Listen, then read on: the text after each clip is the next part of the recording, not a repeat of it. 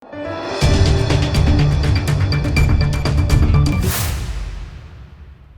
દર્શક મિત્રો, આપ જોઈ રહ્યા છો લોકમૈત્રી ન્યૂઝ. હું છું એન્કર અર્પિતા પટેલ. હવે છે અગત્યના સમાચાર. વડોદરાના વાઘોડિયા રોડ મહાવીર હોલ 4 રસ્તા પાસે એક લારી પરથી ગ્રાહકે છોલે કુલચે ખરીદીને પાર્સલ કરાવ્યા હતા. એ પછી ઘરે જઈને જમવા બેઠા હતા. તેમના બાળકે એકાદ બે કોળિયા ખાધા પછી છોલેમાંથી મરેલું ઉંદર મળી આવ્યોનો કિસ્સો બન્યો હતો. આજે વાઘોડિયા રોડ મહાવીર હોલ 4 રસ્તા પાસે આવેલ છોલે કુલચાની એક લારી પરથી એક ગ્રાહકે બપોરે છોલે કુલચે ખરીદ્યું હતું અને તેને પાર્સલ કરાવીને ઘરે લઈ આવ્યા હતા. એ પછી તેઓ પરિવારના સભ્યો સાથે જમવા માટે બેઠા હતા. ગ્રાહકના બાળકે એકાદ બે કોળિયા ખાધા હતા. એ પછી વાસણમાં જોતા છોલેમાંથી મરેલું ઉંદર મળી આવ્યું હતું, જે જોઈ જ તેઓ ચોંકી ઉઠ્યા હતા. જેથી મરેલા ઉંદર સાથેના છોલે ભરેલું વાસણ લઈને ગ્રાહક સીધા જ બાપોદ પોલીસ સ્ટેશન ખાતે દોડી ગયા હતા અને જ્યાંથી છોલે કુલચા ખરીદ્યા હતા ત્યાં તપાસ થાય અને વેપારી સામે પોલીસ ફરિયાદ દાખલ થાય તેવી માંગણી કરી હતી.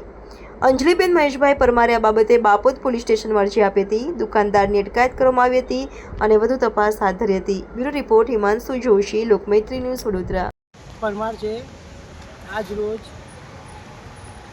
મહાવીર હોલ 4 રસ્તા પાસે દિલ્હી છોલે કુલચાવાળા એ લારી છે, ત્યાંથી આજે બપોરનું જમવા માટે છોલે કુલચા લેવા આવ્યો હતો. પાર્સલ ઘરે જઈને જોયું, કાઢ્યું. છોકરાઓએ એક બે કોળિયા ખાધા. પછી અંદરથી એક ઉંદર મળેલો મળી આવ્યો છે. આ તમે જોઈ શકો છો.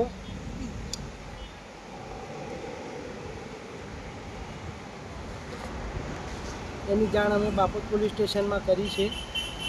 ફૂડ એન્ડ ડ્રગ આજે રજા હોવાથી હજુ એની અરજી બાકી છે. કોર્પોરેશન ફૂડ એન્ડ ડ્રગનું લાયસન્સ પણ એ ભાઈ પાસે છે. કોર્પોરેશનની એક નૈતિક જવાબદારી બને છે કે એનું રેગ્યુલર ચેકિંગ થવું જોઈએ.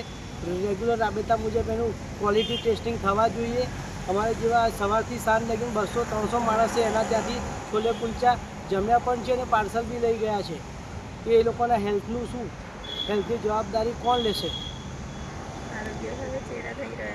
આરોગ્ય સાથે ચેડા થઈ રહ્યા છે. લોકમૈત્રી ન્યૂઝ સાથે જોડાયેલા રહેવા અમારા યુટ્યુબ ચેનલને સબસ્ક્રાઇબ કરી ફેસબુક અને ઇન્સ્ટાગ્રામ પેજને લાઇક અને શેર કરો.